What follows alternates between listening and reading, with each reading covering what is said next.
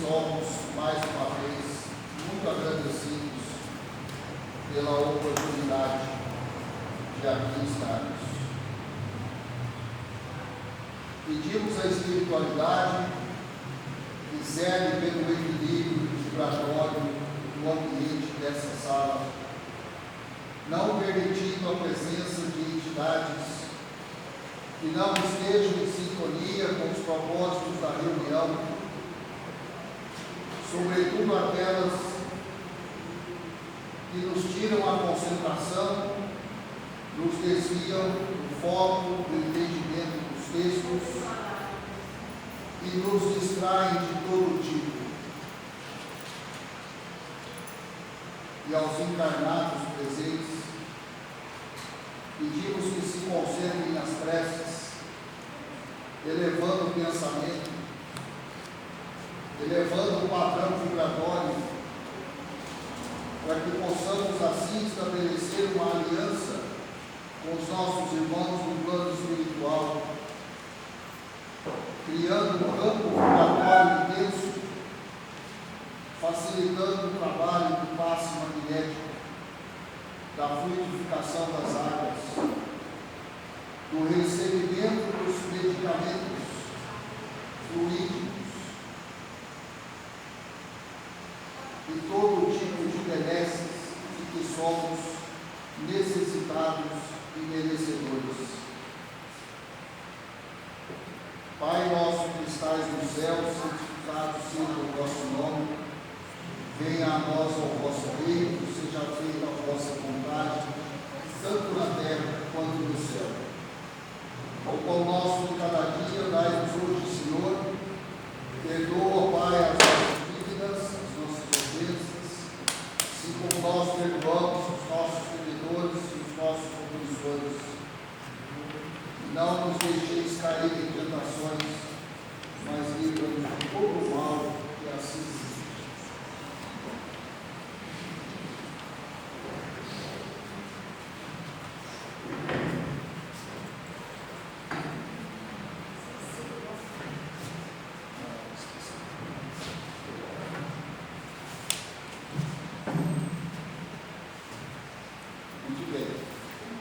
Hoje nós teríamos a nossa companheira Lara, que traria a palestra para nós, mas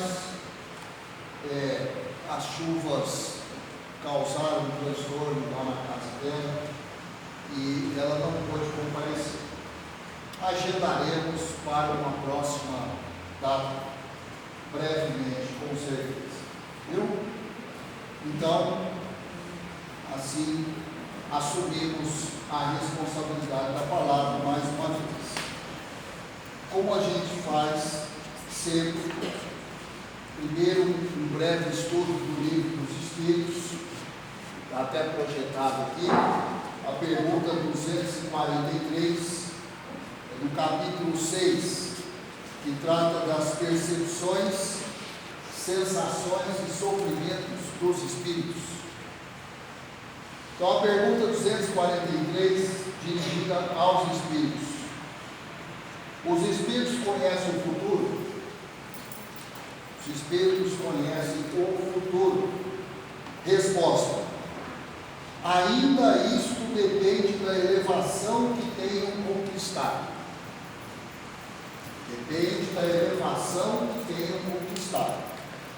Muitas vezes apenas o entreveio, porém, nem sempre lhes é permitido revelar. Nem sempre. Quando o veem, parece-lhes presente. À medida que se aproxima de Deus, tanto mais claramente o Espírito descortina o futuro.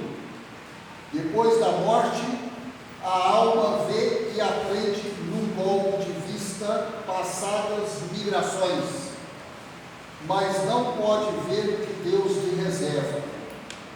Para que tal aconteça, preciso é que, ao cabo de múltiplas existências, se haja integrado nele. Em resumo, prever o futuro depende do grau evolutivo, mesmo para os espíritos. E não é um grau evolutivo qualquer, é um grau evolutivo avançado. Agora, as existências passadas, as migrações passadas, essas nós temos a oportunidade de ver quando desencarnamos, né? Mas como disse aqui, num lampejo, muito rápido, tá? Então, temos acesso às existências passadas.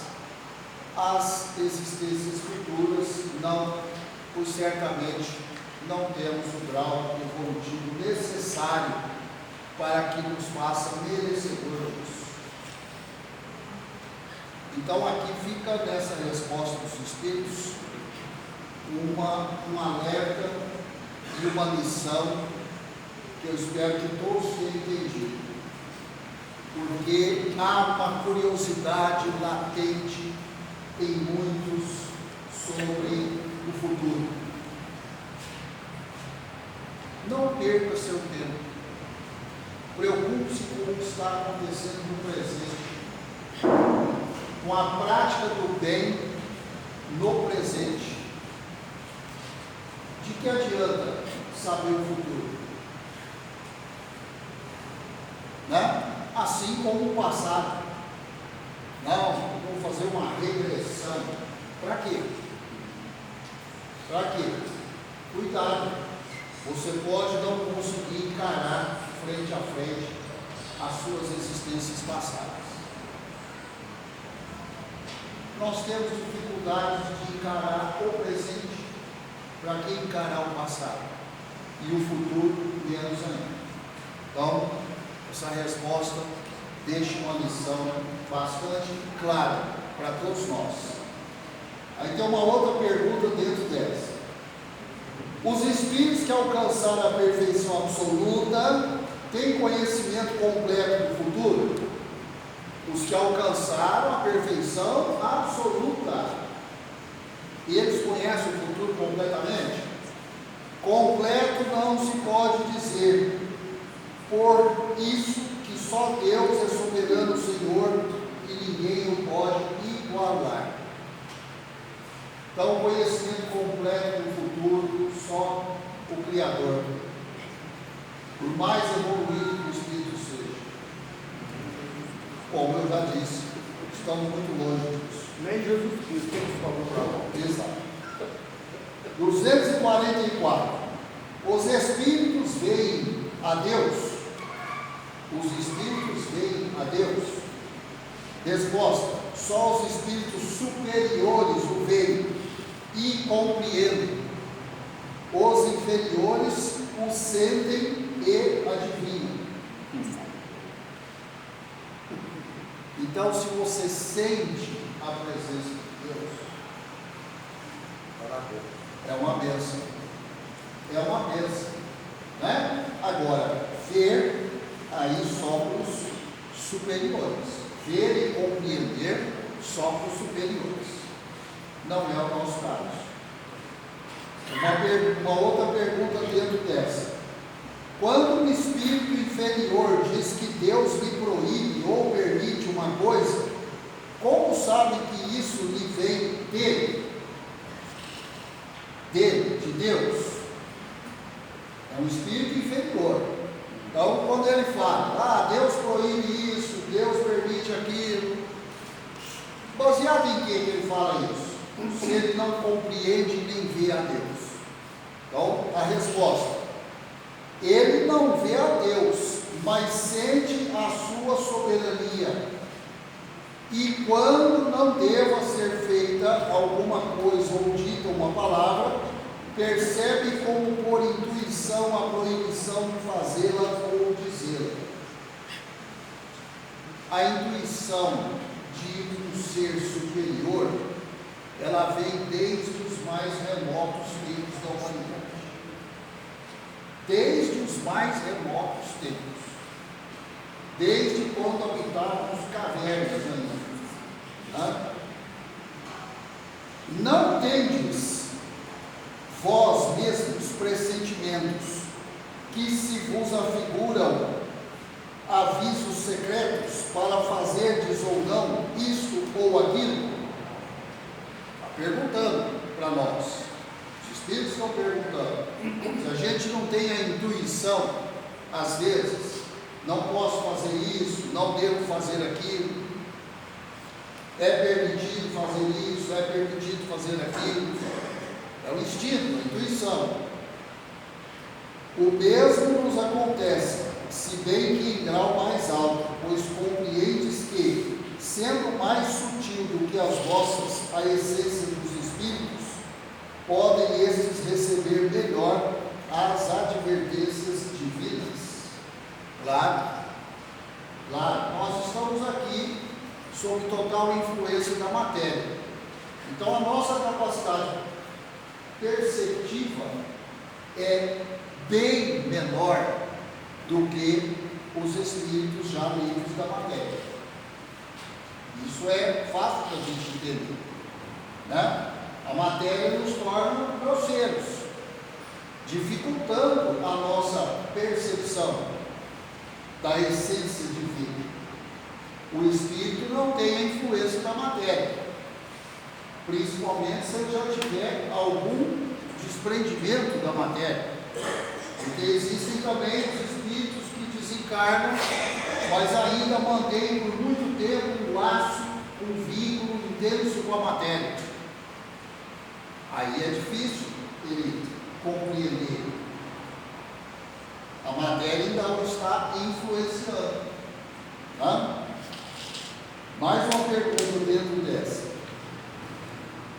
Deus transmite diretamente a ordem ao espírito ou por intermédio de outros espíritos? Transmite a ordem diretamente para o espírito ou através de outros? Resposta: ele não lhe vem direta de Deus, ela não lhe vem direta de Deus. Para se comunicar com Deus, é necessário ser digno disso. Deus lhe transmite suas ordens por intermédio dos espíritos imediatamente superiores, em perfeição e instrução. Nós não podemos esquecer que no mundo dos espíritos existe uma hierarquia.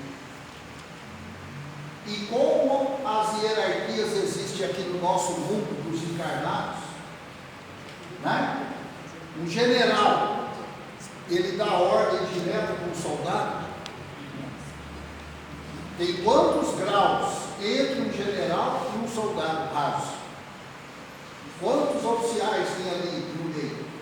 Então a ordem vai passando até chegar no soldado.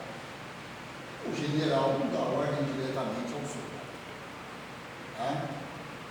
Então, Deus faz uso dos espíritos para fazer chegar suas orientações, suas instruções. Né? Assim como a atuação do nosso anjo de guarda, dos nossos espíritos protetores e tudo mais. 245. O espírito tem circunscrita a visão como os seres corpóreos? O que essa pergunta quis dizer? Se os espíritos têm uma visão no entorno completa, como nós, por exemplo, circunscrita, quer dizer, eu estou olhando aqui e estou vendo vocês, a forma do espírito vê a mesma? É isso que está perguntando. Resposta: não. Ele reside em todo ele. A visão reside no todo. Então, a forma do espírito enxergar é diferente da nossa.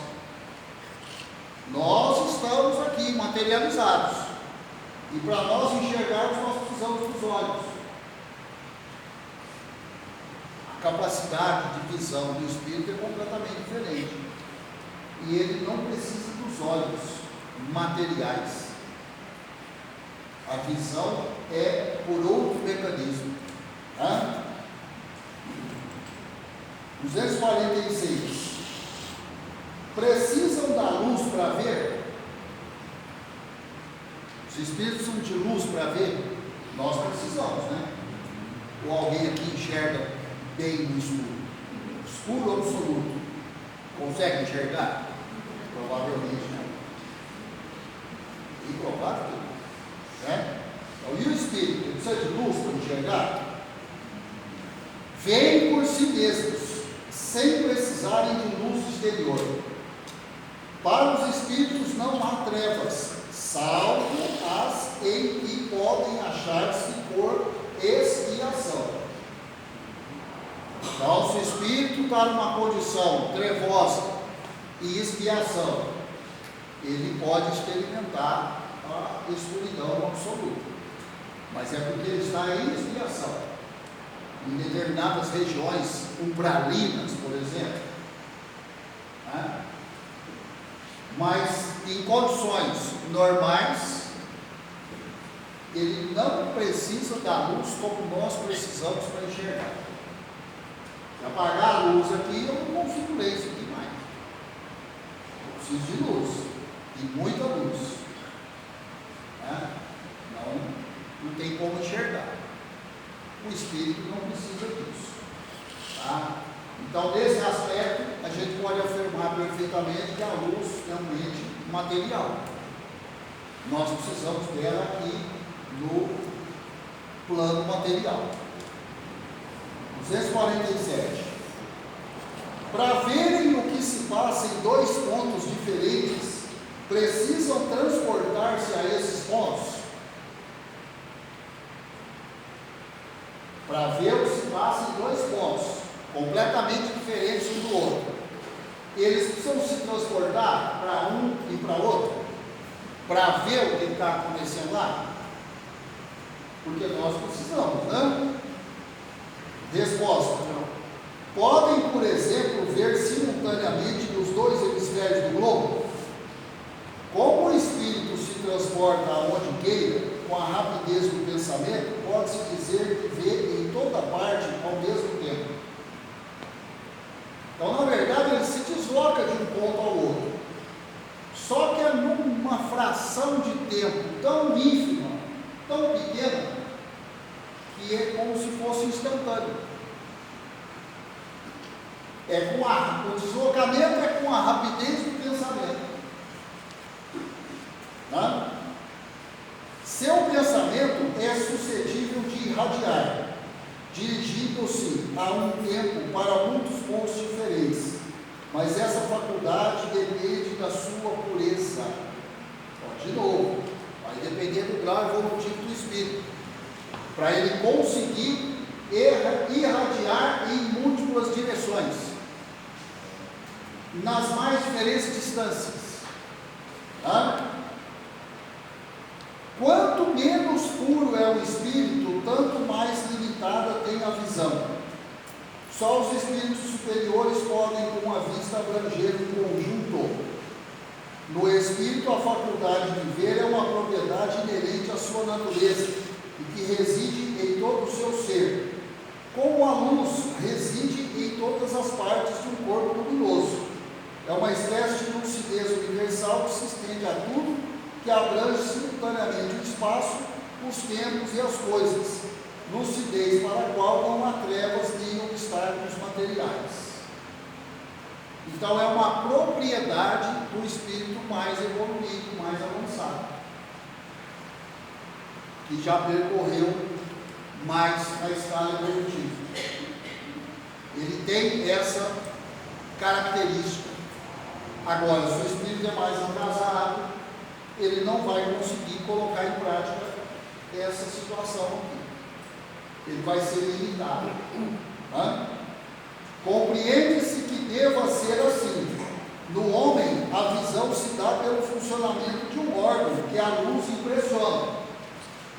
Precisamos da luz nos nossos olhos.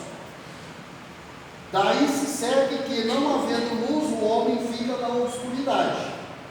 No espírito, como a faculdade de ver constitui um atributo seu, abstração feita de qualquer agente exterior, a visão independe da luz.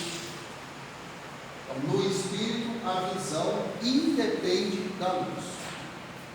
Tanto faz ter ou não ter. Aí pede para a gente fazer uma referência à questão 92, que ficou lá atrás, quando a gente estudou a ubiquidade. A ubiquidade é a propriedade de estar em dois lugares ao mesmo tempo, seja com as vibrações, seja de fato estando nesses dois lugares. E a última pergunta de hoje: o Espírito vê as coisas tão distintamente como nós? Resposta: mais distintamente, pois que sua vista penetra onde a vossa não pode penetrar, nada o obscurece. Ou seja, a nossa capacidade de ver é bastante limitada comparativamente a um Espírito. A capacidade do Espírito ver é muito maior. Repetir, nós precisamos da luz para ver alguma coisa. O Espírito não precisa. Só nisso aí já existe uma diferença gigantesca, né? Então, aos poucos, nós estamos aí tomando conhecimento, né, das características referentes ao Espírito. Então, a gente já viu, por exemplo, que muito antes de eu pensar alguma coisa, o Espírito já sabe o que eu vou pensar. Eu não preciso contar para ninguém, né? E é um grande engano eu achar que eu detenho um conhecimento que só eu tenho. Eu e uma multidão de espíritos. Não existe segredo. Não tem como existir um segredo. Se a gente pensar no sentido geral, não tem como. Né? Então, mais uma propriedade aí que a gente aprende sobre os espíritos. Tem mais uma parte desse tópico, mas aí fica uma outra oportunidade para não ficar muito extenso. Já até me prolonguei um pouco aqui, muitas perguntas hoje, mas quem quiser em casa pegar o livro dos Espíritos, aí segue aí da pergunta 249 para frente. Tem mais 7 perguntas sobre esse tópico aqui da percepção e sensações dos Espíritos.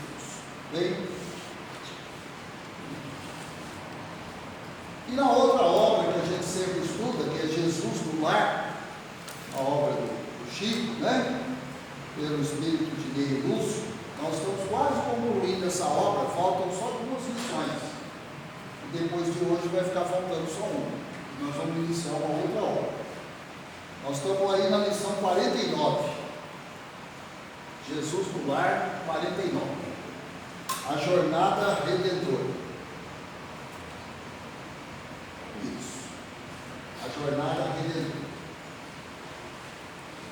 A gente sempre diz, né? Essas lições aqui dessa obra, Jesus no Lar, são sempre lições proferidas diretamente pelo Mestre Maior, Jesus. São lições, aconselhamentos, né? Que vêm atravessando os milênios até os nossos dias. Então, hoje tem mais uma dessas aqui para a gente. A jornada redentora. Aberta a doce conversação da noite em torno da Boa Nova, a esposa de Zebedeu perguntou, reverente, dirigindo-se a Jesus: Senhor, como se verificará a nossa jornada para o reino divino? Então a esposa de Zebedeu, né, curiosa, perguntou para Jesus: como que vai acontecer a nossa jornada em direção ao reino, né, divino? Em direção a essa caminhada, né, que todos nós temos que fazer. O Cristo pareceu meditar alguns momentos e explanou. Então, como Jesus sempre faz, ele vai contar uma história. E nessa história, ele vai responder a essa pergunta que a esposa do Zebedeu fez. Como que vai se passar essa jornada em direção ao reino divino? Então, essa resposta que ele vai dar não é só para a esposa do Zebedeu, é para nós. Porque nós estamos na mesma empreitada. Todos nós queremos o reino divino. Então a resposta é para a gente. Ela atravessou os séculos, os milênios, chegou até a gente hoje. Num vale de longínquo país, alguns judeus cegos de nascença, habituaram-se à treva e à miséria em que viviam, e muitos anos permaneciam na furna em que jaziam mergulhados, quando o iluminado irmão de raça por lá passou e falou-lhes da profunda beleza do Monte Sião. Então, num lugar longínquo, um grupo de judeus cegos de nascença, numa situação de miséria absoluta, né? Até que passa um irmão por lá, e ele passa falando da beleza do Monte Sião. Então imagina, você chegar contando da beleza de algum lugar para um grupo de cegos. Vai imaginando a situação, pobres e miseráveis, cegos. Muito bem. Falou-lhes da profunda beleza do Monte Sião em Jerusalém, onde o povo escolhido adora o Supremo Pai. Ao lhe ouvirem a narrativa, todos os cegos experimentaram grande comoção e lastimaram a impossibilidade em que se mantinham. Claro, eles enxergavam, chega alguém falando da beleza de algum lugar, eles só tinham que lamentar mesmo. Né? O vidente amigo, porém, esclareceu-lhes que a situação não era irremediável. Então falou para ele: tem como se resolver isso? Vamos ver como.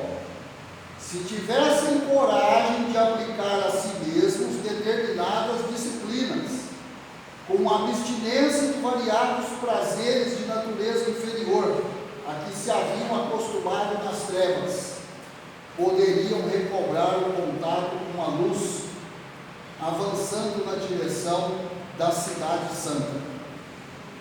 Então é o irmão que passou por lá, que enxergava, né?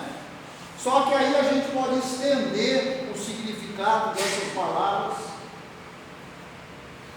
Talvez nem necessariamente eles eram propriamente cegos, é igual a gente, biologicamente falando, mas eram cegos em termos de informação, né? De conhecimento, de instrução. Então viviam numa obscuridade total, numa cegueira, né? Podemos pensar assim, vamos expandir. Passaram 2000 anos, nós temos capacidade de interpretar um pouco diferente. A maioria dos ouvintes recebeu as sugestões com manifesta ironia, assegurando que os progenitores e outros antepassados haviam sido igualmente cegos e que se lhes afigurava impossível a reabilitação dos órgãos visuais. Um deles, porém, moço corajoso e sereno, acreditou no método aconselhado e aplicou-o. Entregou-se primeiramente às disciplinas apontadas e depois de 4 anos de meditações, trabalho intenso e observação pessoal da lei, com jejum e preces, obteve a visão. Então um deles resolveu seguir o conselho que foi dado e conseguiu sair das trevas. Quase enlouqueceu de alegria. Em êxtase, contou aos companheiros a sublimidade da experiência, comentando a largueza do céu e a beleza das árvores próximas. Contudo, ninguém acreditou neles. Quer dizer, céticos, completamente céticos. Não acreditaram na palavra do que passou lá primeiro, falando que era possível reverter aquele quadro. Aí um deles resolveu seguir, teve sucesso, comentou com os outros, e eles continuaram não acreditando. E ouviram o comentário com ironia. Céticos, completamente céticos, desacreditados. Não obstante ser tomado por demente, o rapaz não desanimou. Foi até julgado como sendo um demente. Quer dizer, você está louco. Você não está falando coisa com coisa. Não?